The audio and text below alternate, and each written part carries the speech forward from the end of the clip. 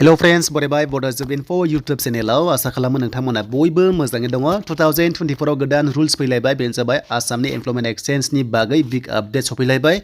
दा सोर बादिया खालामनांगौ आरो खालामाबा मा प्रब्लेम जागोन बेनि सायाव A to Z डिटेल्सखौ लाबोग्रोबाय। बेनिफ्राय गाबोन नोंथांमोना एप्लाइ प्रसेस भिडिअ मोनगोन, बेनो जाबाय रि-रेजिस्टार। नोंथांमोना बयबो खोनादों नाथाय डिटेल्सखौ मोनजोबाखै जानांगौ, बेखायनो Bodo Info YouTube चेनेलाव नोंथांमोना मोनबाय थागोन। स' बेखायनो बयबो नोंथांमोना भिडिअखौ नायदो, हानायसेबां शेयार खालामदो आरो रोंनाय लोगो लोगो नोंथांमोना बयबो गासैनिखौबो खालामनानै होनो हागोन। सेम आइडि जोंनो नोंथांमोना खालामनानै होनो हागोन, बेनो जाबाय रि-रेजिस्टार। दा बोरै खालामनांगौ जों डिटेल्सखौ नायगोन आरो लोगोसे सोरबायदि खालामनांगौ जों बेखौबो नायगोन। दानि आसामाव साख्रि मोनोबा बे कार्ड गैयाबानो साख्रि जाला, बेखौथ' मिथिखागौ। स' बेखायनो बे कार्ड गैयाबा, एमप्लयमेन्ट एक्सचेन्ज गैयाबा साख्रिखौनो मोनला, ADRE जा बा गुबुन गुबुन साख्रियानो जा। नाथाय बे जाबाय सेन्ट्रेलाव सोलिया, खालि आसाम स्टेटआवल' सोलियो। बेखायनो सेबा सेतुआ गोदान रुल्स फैलायबाय, बेनो जाबाय गासिबो डिजिटाइज। दा लोगोफोर सोरबायदि खालामनांगौ जों लगिनआव क्लिक खालामसै आरो बे लगिनआव क्लिक खालामनाय लोगो लोगो जों बोरै मोनगोन आइडिखौ बा नोंथांमोना बोरै खालामनांगौ बेनि सायाव नेक्स्ट भिडिअ फैगोन। दा बाथ्रा जाबाय सोरबादिया रि-रेजिस्टार खालामनांगौ जों बेयावसो आपडेटखौ नोंथांमोनाहाय लाना फैग्रोन। दा जेब्ला नोङो लगिनआव क्लिक खालामगोन अब्ला बेबादि मोनसे मोनगोन सेबा सेतुआव नोंनि प्रफाइला श' जागोन। नाथाय लोगोफोर आं बेयाव डाइरेक्ट लगइन खालामबाय, मानोना गाबोन A to Z नोंथांमोना एप्लाइ प्रसेस भिडिअ मोनगोन, बेयावनो मोनखागोन। दा नोंथांमोना डिटेल्सखौ लाग्रोदो जे सोरबादिया रि-रेजिस्टार खालामनांगौ आरो खालामाबा नोंहा मा प्रब्लेम जागोन। दा जोङो बेयाव गोबां सार्भिसेस मोनदों, 307 सार्भिसेस मोनदों। बेयाव नागिरनांगौबा गोबाव टाइम लायो। दा बेखायनो मोनसे जोंहा राहा दङ, बेनो जाबाय डाइरेक्ट जों लिरनानै नागिरनो हायो। बेनो जाबाय एमप्लयमेन्ट एक्सचेन्ज। नोंथांमोना लिरनाय लोगो लोगो बक्सआव लिरनानै नोंथांमोना सार्च खालामनांगौ आरो बेयाव सार्च खालामनो डाइरेक्ट नोंथांखौहाय लाना थांगोन, बेनो जाबाय एमप्लयमेन्ट एक्सचेन्जनि रि-रेजिस्टाराव। ओमफ्राय डाइरेक्ट नोंथांमोना खामानि मावनो हागोन। दा सोरबादिया मावनांगौ आरो मावाबा मा प्रब्लेम जों बेखौबो नायगोन। एन्ड बेनिफ्राय मोनसे बाथ्रा, दाखालिसो आं मोनसे भिडिअ खालामदोंमोन 29 डिसेम्बराव एमप्लयमेन्ट एक्सचेन्ज आधार कार्डजोंहाय एप्लाइ खालामनाय आरो सानसेयाव मोननो हायो। जायफ्रा आधार कार्ड दङ नोंथांमोना सानसेयाव मोनगोन आरो नोंथांमोना डाउनलड खालामना लानो हागोन। बेनिफ्राय मोनसे नायदो, दानिया नोजोर होदो, नोंथांमोना मोनसे अप्सन मोनदों, बेनो जाबाय रि-रेजिस्टार। थ' नोंथांमोना 29 डिसेम्बरावसो खालामनाय गोदानखौ नुदोंमोन, नाथाय दायो मोनसे अप्सन ओंखारबाय एबा 2024 गोदान रुल्स जालायबाय, बेनो जाबाय रि-रेजिस्टार। थ' नोंथांमोना मोनसे अप्सन मोनदों, रि-रेजिस्टाराव क्लिक खालामबानो नोंथांमोनाहाय रि-रेजिस्टार खालामना लानांगौ। बाथ्रा जाबाय मानो खालामनांगौ जों दानिया बेखौसो जों बेयाव डिसकास खालामसै आरो आपडेटखौ नोंथांमोना लाग्रोदो।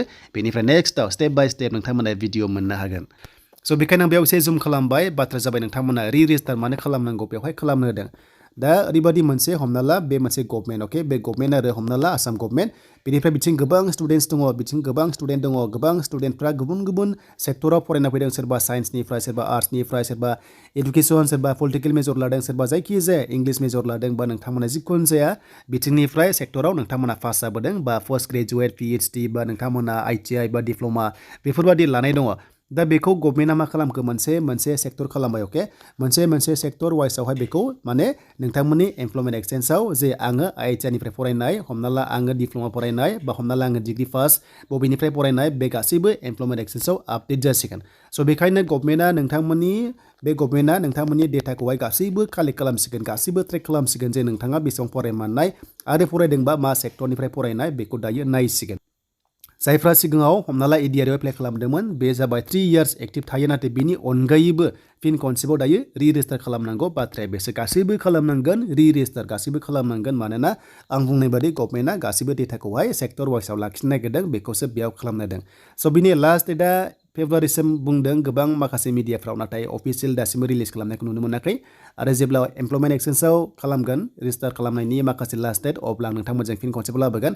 नाथाय जेरै एमप्लयमेन्ट एक्सचेन्जआ लास्ट डेट थाया एप्लाइ खालामनाया, थिग बेबादि बेबो जानो हागौ। मानोना गुबुन गुबुन पास आउट जाबोबाय थायो, बिनि लास्ट डेट थाथावगौ नङा। स' बेखायनो नोंथांमोना लासैनो खालामबानो जाबाय, एसेबां हाखु दाखु नङा, जास्ट बुजिग्रो, बेनिफ्राय लासैनो खालाम जे गभर्नमेन्टआ नोंथांमोननि गासैबो डेटाखौ लानो नागिरदों। हमना ला डिग्री पास खालामदों, हमना ला मा सेक्टरनिफ्राय खालामदों, मा साबजेक्टनिफ्राय बा मा मेजरनिफ्राय बे थागोन।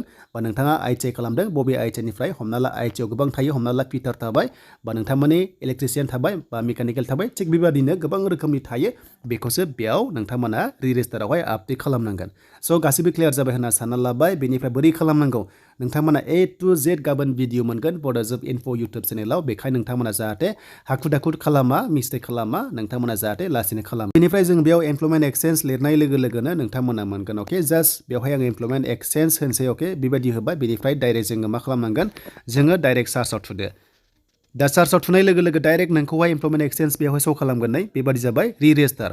दा नै नोंथांमोना मोनदों रि-रेजिस्टार नोंथांमोना बे एप्लाइआव खनसे क्लिक खालामना हो दा बे एप्लाइआव क्लिक खालामनाय लोगो लोगो बेयाव मा बिदों नै बेनो जाबाय मोननै अपसन दङ बेखौहाय रेजिस्टार खालामनाया बेनो जाबाय एप्लाइ विथ आधार कार्डजों बेनिफ्राय नन आधार कार्डजों एबा उइदाउट आधार कार्ड नैबे उइदाउट आधार कार्ड खालामबा नोंथांमोना एमप्लयमेन्ट एक्सचेन्ज अफिसाव थांनानै भेरिफिकेसन खालामनांगोन आरो जुदि आधार कार्डजों खालामबा नोंथांमोना सानसेयावनो जागोन आधार कार्डआ डाइरेक्ट ट्रेक जागोन आरो नोंथांमोना एक्सेप्ट जागोन दा बेयाव माखासे गाइडलाइन्स दङ आं नोंथांमोननो खिथाखाबाय जे मानि थाखाय बेयाव रि-रेजिस्टार खालामदों बेनो जाबाय आपग्रेड स' नोंथांमोना आपग्रेड खालामनांगौ क्वालिफिकेसन सेक्टर वाइसआवहाय बेसो बाखि जेबो नङा आरो लोगोसे डकुमेन्ट्सआ बेनो जे सिगाङाव जि होदोंमोन नोंथांमोना बेखौनो होनांगोन आरो लोगोसे गाबोन बिनि सायाव डिटेल्स भिडिअ फैगोन बेखायनो बड' जब इनफ' इउटुब चेनेलाव जायफ्रा गोदानै फैदोंमोन साबस्क्राइब खालामना ला नोंथांमोना बेफोरबायदि आपडेट नोंथांमोना मोनबाय थानो आरो लोगोसे हानाय एसेबां शेयार खालामदो जाहाथे बयबो बर' रावजोंनो बुजिनानै गाव एप्लाइखौ खालामना लानो हायो एबा रि-रेजिस्टार नोंथांमोना खालामनानै लानो हायो